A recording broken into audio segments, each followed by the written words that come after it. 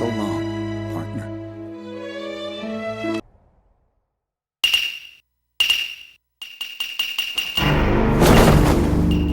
Finally, Man United, for extreme rare occasion, have been moving fast in the right direction under the mastermind Erik ten Hag. Starting with newly signing Mason Mount that attempt to strengthen the midfield, Andrea Onana replaced the club legend David De Gea to improve the ball playing from the back. Right now with rumour on new Danish young striker Rasmus Højlund and another defensive midfielder Sofian Amrabat, Erik ten Hag were not playing this time around. However, with all the positive, definitely have a all but a negative side. Man United budget had been very weird from starting report on 120 million to spend on, and now adding another 170 million made them near 300 million. No one really knows. Even though with the new signings and potential few more incoming, the Dutch manager still remain optimistic in strengthening the squad. Given that Man United last season, the hectic schedule has severely affected the performance, especially latter part of the season. Also, some of the quality positions in the first team and the substitute have been very wide apart. Plus, the most obvious position that affected by the squad depth was none other than the striker spot, in which Man United had been impacted the most, hence causes Man United inconsistent in the offense. What is up, ladies and gentlemen? I'm Marvin, codename CM. Welcome to the Code United channel once again. Man United last season, in spite of striking a number of unbelievable signings, spending up to 200 million, whereby other Twitter rivals still use this as an excuse. Come on. To strengthen the squad, yet they did not cover the tip of the offense. Although last season Man United still have Anthony Martial and the GOAT himself Cristiano Ronaldo, it was still abundantly clear that these two as the striker is still not enough to grind through the tough schedule. To add more salt to injury, the breakdown of Cristiano Ronaldo resulted him leaving the Red Devils, and Martial's fitness had him in and out of the pitch more than I visit local in and out burger place, made the striker spot left more to be desired. So coming this summer transfer window, with the knowing the importance of squad depth combining Anthony Martial injury history or lack of trust on the Martial injury management, Man United definitely needs strikers to add to the squad. Of course, Højlund had been a focal point and top priority to obtain after the Mount and Onana transfer, but there is an unusual candidate striker reported linked with Man United that can be a perfect squad player for Man United. Of course, the name would be the Iran striker Mehdi Taremi. In this video, assuming Man United somehow able to get Rasmus Højlund, we will be looking into the background, stats, playstyle of Taremi, and overall, will Taremi a perfect backup for Højlund? As per usual, if you enjoy this kind of content, do please like, share and subscribe to this channel. Due to the fact each of your precious subscription will be a massive motivation for me to upload new content and ring the notification bell for every new upload. With that being said, let's get straight into the video. Mehdi Taremi, born in 18 July 1992 in Bushehr, Iran, made him 31-year-old this year. The background for Taremi was nothing short of inspirational. First up, we all know that the popularity of football sport in Iran or Asia continent definitely ranked in the top 3. But the environment or the whole system in football could not compete with other powerhouses like Europe, South America or even America. Hence Taremi able to make such decent breakthrough in such competitive sport under circumstances is amusing. A definition of a late bloomer, Taremi, unlike many other well-known players who spent their earlier career or development in a top European academy system, Taremi spent most of his early career in Iran, began his development at Bushehr's academy in 2002 at the age of 10 before moving to Shaheen Bushehr, a military club, to commence his professional career as a footballer at the age of 18.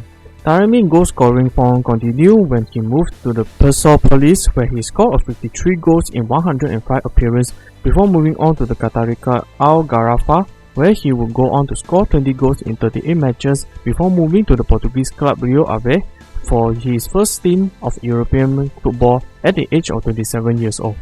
Taremi kickstarted his European football with a bang, and I mean a huge bang. Taremi scored a total of 21 goals and 2 assists in the 37 appearances to lead Carlos Carajal's side to a 5th place finish, including Aris from Malaysia on the final day of the season to seal the Europa League qualification. The Iranian's 18 league goals saw him finish as a top scorer alongside Carlos Vinicius and Pizzi of Benfica, whilst Carlos will win the Bola da Prata due to having playing fewer minutes. And the same situation for players in the Portuguese league that did spectacularly well, especially for offensive players. Carlos would end up joining Tottenham and PSV on a loan in pursuit of minutes, whilst PZ would join Istanbul on loan in January of this year. This allowed Taremi flourish into one of the finest players in Portugal.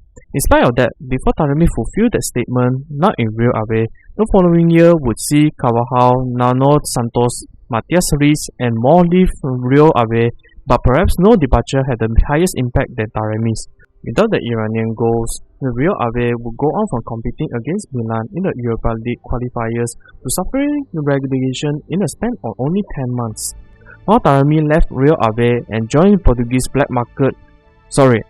powerhouse Porto for 4.5 million euros.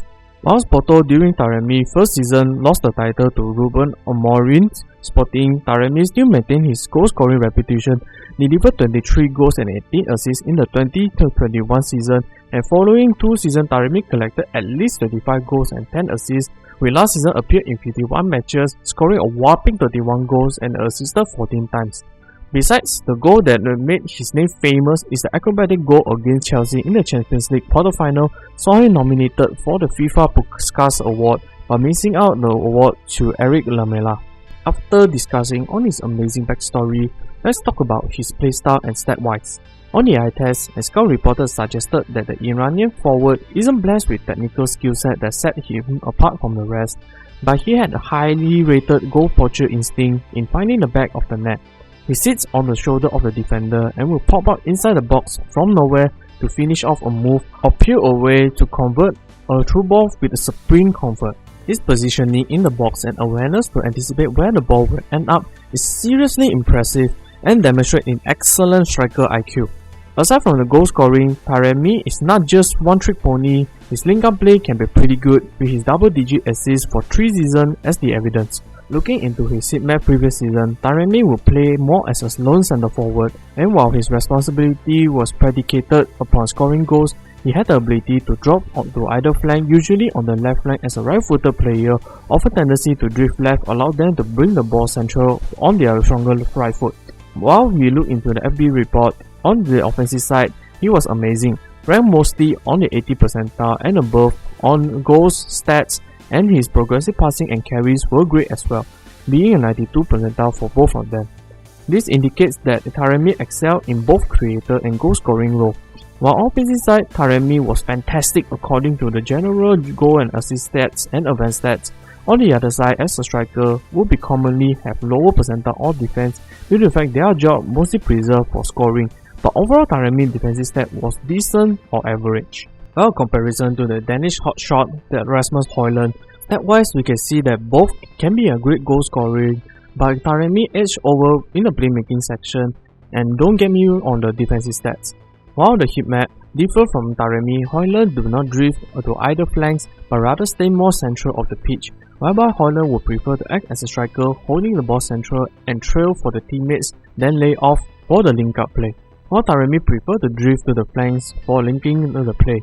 These attributes can be a great comparison on how Harry Kane and Karim Benzema playstyle differs. Lastly, even though stat-wise, Højlund may look to be a lesser player than Taremi, the one specimen that Højlund better than Taremi was his raw physical attribute. Standing in 6'3" strong body with pacey feet, Højlund had been compared to Erling Haaland due to the similar physical build. As for Taremi, was not lagging too behind, standing at 6'1", but did not possess the physical aspect, yet he managed to be a fine player with other part of his game. In short, Mehdi Taremi had been a name linked to Man United that raised a couple of eyebrows, either unknown to his game or his background in general.